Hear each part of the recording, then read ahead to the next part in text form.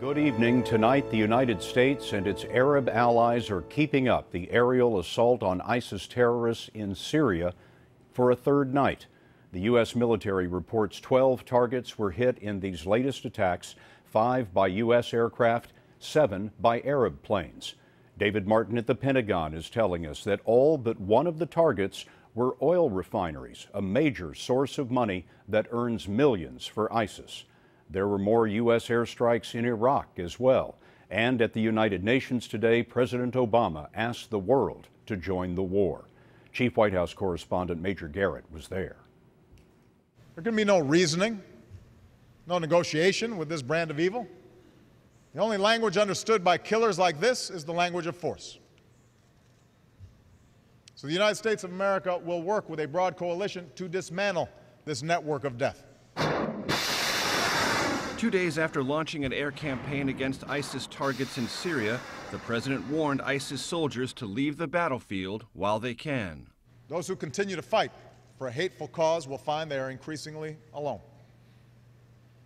For we will not succumb to threats, and we will demonstrate that the future belongs to those who build, not those who destroy. 5 Arab nations have joined the U.S. in airstrikes against Syria, yet Mr. Obama pressed them to do more.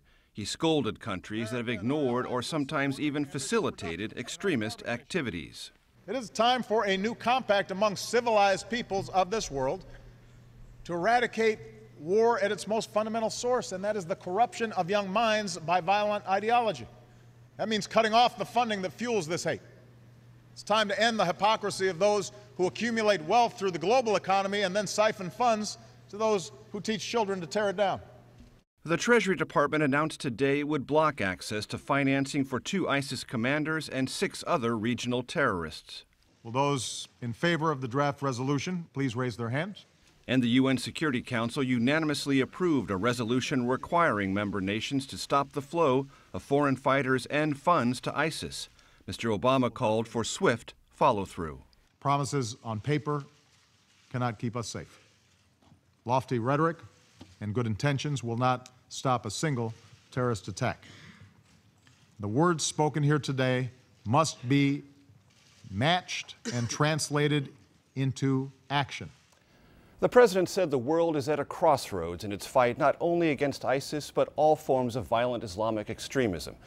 And Scott, the president's top advisors admit the president was at a crossroads too, and he needed this speech to compensate, they say, for a summer of sometimes failing to project strong U.S. leadership. Major, thanks very much.